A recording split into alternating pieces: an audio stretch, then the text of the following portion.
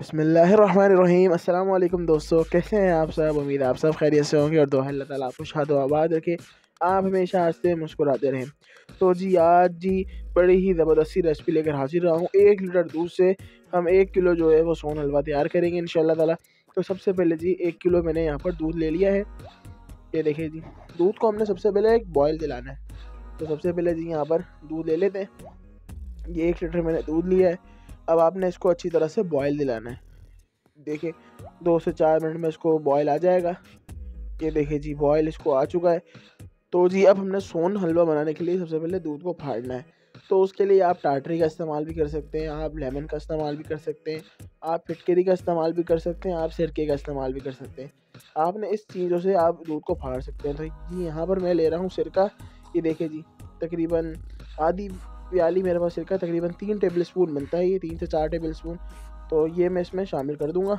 और आप ये देखें चम्मच में हिलाऊंगा तो दूध हमारा जो है वो फट जाएगा। और छोटी छोटी सी ये देखिए जी कैसा बेहतरीन से हमारा दूध फट चुका है। ये देखें।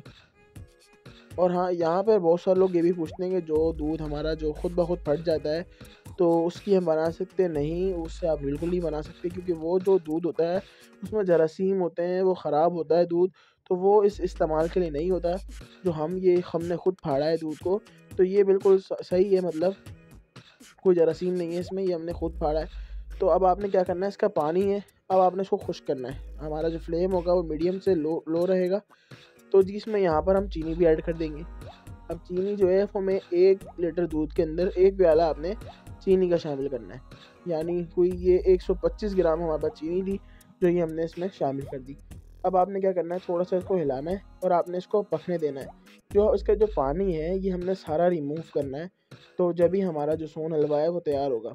अब हम आगे जाके क्या करेंगे, इसमें कलर के लिए एक चीज़ ऐड करेंगे। अगर आपके पास फूड कलर है, ब्राउन कलर है, तो आप वो ऐड कर सकते हैं। और अगर नहीं है तो ये इसका जो जुगाड़ है वो ये है कि कोको पाउडर, जिस जिस तरह का आपको कलर पसंद है।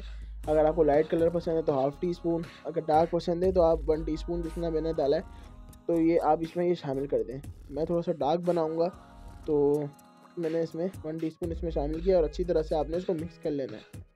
मिक्स करते जाएंगे और उसको पकाते जाएंगे। तो जी जो इसमें मेन चीज़ है अंगूरी, वो हम इसमें शामिल नहीं करेंगे। उसके जो ऑल्टरनेट में हम जो शामिल करेंगे, उसके बदले जो हम चीज़ शामिल करेंगे वो मैं आपको आगे जाके बताता हूँ। बस आपने क्या करना है, इसको आपने पकाते रहना है, इसको छोड़ना भी नहीं है कि ये ना हो कि लग जाए। और आप ये देख सकते हैं कंसिस्टेंसी इसकी, कि पानी इसका तकरीबन सूख जो चुका है, लेकिन थोड़ा बहुत पानी है।